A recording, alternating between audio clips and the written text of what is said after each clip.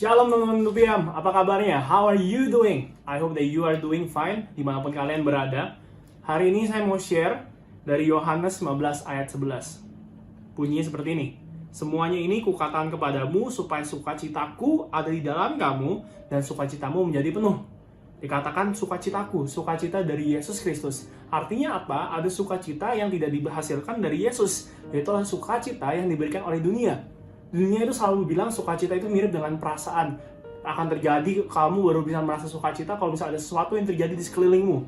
Tapi sukacita yang Yesus berikan itu beda sekali dengan konsep dunia. Sukacita yang Yesus berikan itu berasal dari dalam keluar. Dan ini adalah sukacita yang sebenarnya.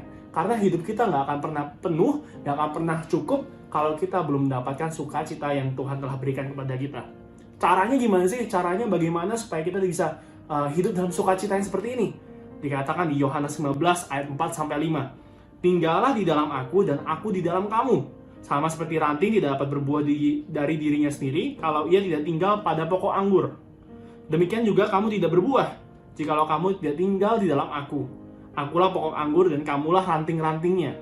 Barang siapa tinggal di dalam aku dan aku di dalam dia, ia berbuah banyak. Sebab di luar aku, kamu tidak bisa berbuat apa-apa. Dikatakan sama Tuhan, kalau kamu mau berbuah, kamu harus di dalam Yesus Kristus. Kamu harus punya koneksi, kamu harus punya hubungan dengan Yesus Kristus. Pertanyaannya, gimana caranya supaya kita bisa membangun hubungan seperti itu? Bagaimana caranya supaya kita selalu connect sama Yesus Kristus? Ada dua ciri, teman-teman. Ciri yang pertama, seseorang yang mau menjalin hubungan dengan Yesus Kristus selalu membaca firman Tuhan. Dikatakan seperti ini di Jeremiah 15 verse 16. When your words came, I ate them. They were my joy and my heart's delight. For I bear your name, Lord God Almighty. Dikatakan ketika aku memakan firman-Mu, aku membaca firman-Mu, aku merasakan sukacita yang luar biasa dalam hatiku.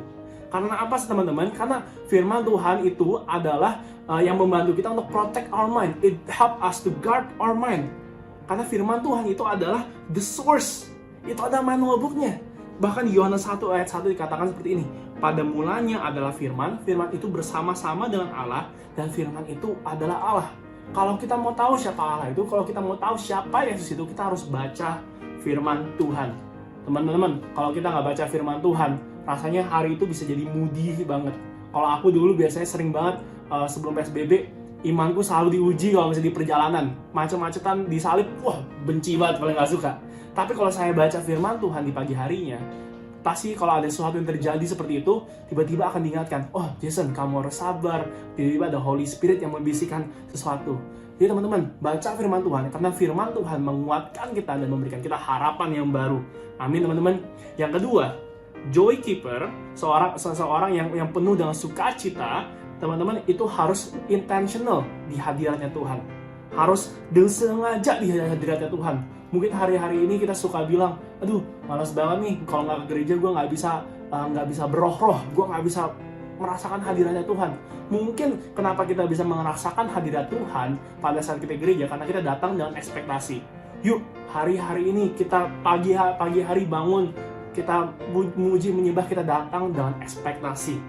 Karena dikatakan di Mazmur 16 ayat 11, Engkau memberitahukan kepadaku jalan kehidupan, di hadapanmu ada sukacita berlimpah-limpah, di tangan kananmu ada nikmat senantiasa.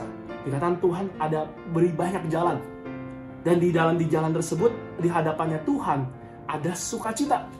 Pertanyaannya, apakah kita sudah mengikuti jalan tersebut? Kalau iya, kalau kita sudah ada mengikuti jalan tersebut, apakah kita hadir di dalam hadiratnya? Seringkali di hari-hari ini kita udah di hadirat Tuhan, tapi pikiran kita melayang kemana-mana. Yuk kita kembalikan fokus kita lagi untuk merasakan hadirat Tuhan. Kita datang dengan ekspektasi. Karena apa teman-teman? Pada setelah kita melakukan hal ini, resultnya adalah kita akan berbuah. Berbuah apa? Dari buah-buah roh. Karena katakan Galatia 5 ayat 22. Tetapi buah roh ialah kasih, sukacita, damai sejahtera, kesabaran, kemurahan, kebaikan, kesetiaan. Ada sukacita yang dihasilkan dari buah roh. Dan buah roh itu baru bisa dihasilkan kalau kita ada hubungan dengan Yesus Kristus seorang. Amin. Shalom. Tuhan berkati. Bye-bye. Sampai jumpa to the part 2 of sukacita.